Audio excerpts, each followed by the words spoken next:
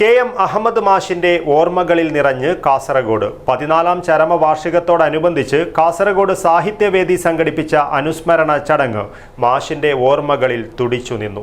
പ്രമുഖ മാധ്യമ പ്രവർത്തകനും മീഡിയ വൺ എഡിറ്ററുമായ പ്രമോദ് രാമൻ അനുസ്മരണ ചടങ്ങ് ഉദ്ഘാടനം ചെയ്തു.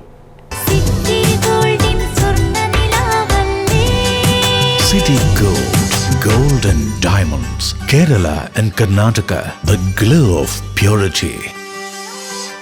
കാസർഗോഡിന്റെ സാംസ്കാരിക വളർച്ചയിൽ പ്രധാന പങ്ക് വഹിച്ച മാധ്യമപ്രവർത്തകനും എഴുത്തുകാരനും പ്രഭാഷകനുമായ കെ.എം. അഹമ്മദ് മാഷിന്റെ 14ാം ചരമവാർഷികത്തോടനുബന്ധിച്ച് സംഘടിപ്പിച്ച അനുസ്മരണ ചടങ്ങ് മാഷിന്റെ ഓർമ്മകളിൽ തുടിച്ചു നിന്നു.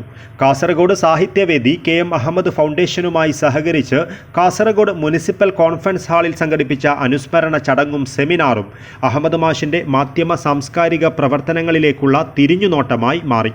പ്രമുഖ മാധ്യമപ്രവർത്തകനും മീഡിയ വൺ എഡിറ്ററുമായ പ്രമോദ് രാമൻ അനുസ്മരണ ചടങ്ങ് ഉദ്ഘാടനം ചെയ്തു.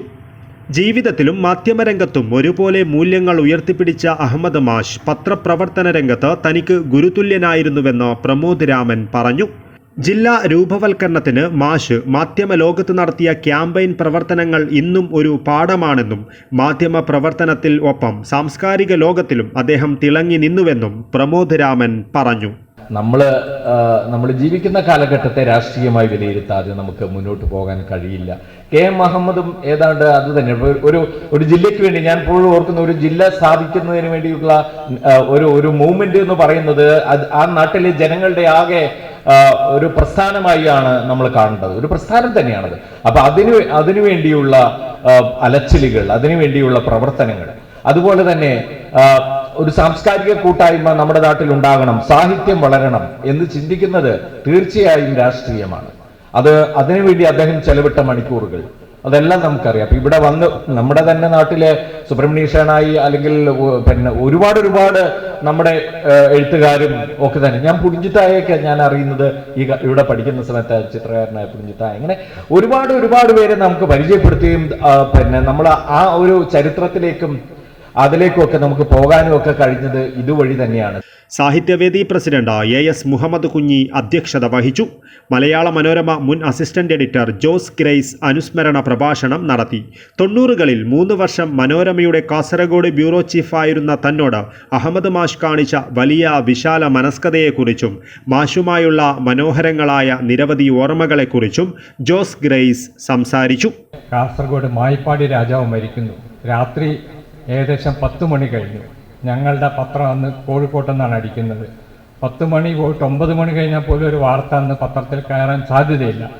കാസർഗോഡ് നിന്ന് മായിപ്പാടി രാജാവ് മരിച്ച വിവരം. ഞാൻ അന്ന് YMCA 4ാം നിലയിലാണ് താമസം. അവിടെ ഫോണുമില്ല. രാത്രി 10 മണിക്ക് 11 മണിയെങ്ങാണ്ടായിട്ടുണ്ടാവും. വാതിലിൽ മുട്ടി കേട്ട് ഞാൻ തുറന്നു നോക്കും. മാതൃഭൂമിയിലെ ബിജു ആണ്. ബിജു വന്നിട്ട് പറഞ്ഞു, മായിപ്പാടി രാജാവ് മരിച്ചു, ജോസിനോട് പറയണമെന്ന് മാഷ് പറഞ്ഞിട്ടുണ്ടെന്ന്. മാതൃഭൂമിയിലെ പത്രപ്രവർത്തകനെ, അത് കെ.എം. അഹമ്മദ് ആവട്ടെ ആരുമാവട്ടെ, ആ വാർത്ത എന്നോട് പറയാതിരിക്കാൻ 1000 കാരണങ്ങളുണ്ട്. എന്നെ വിളിച്ചിട്ട് കിട്ടിയില്ല, എന്നെ ബന്ധപ്പെടാൻ കഴിഞ്ഞില്ല, അവിടെ ഇല്ല, സമയം വൈകിപ്പോയി. പക്ഷേ അതെന്നോട് പറയാൻ ഒരേ ഒരു കാരണമേ ഉള്ളൂ. കാരണം അതെന്നോട് പറയണം, മനോരമയിൽ അറിയിക്കണമെന്ന് അവിടെ നിന്ന് പറഞ്ഞു. അതിനെയാണ് നമ്മൾ കെ.എം. അഹമ്മദ് എന്ന് വിളിക്കുന്നത്.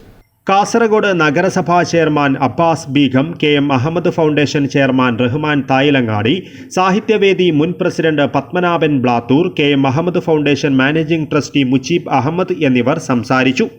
സാഹിത്യവേദി സെക്രട്ടറി M.V. സന്തോഷ് സ്വാഗതവും വൈസ് പ്രസിഡന്റ് T.A. ഷാഫി നന്ദിയും പറഞ്ഞു.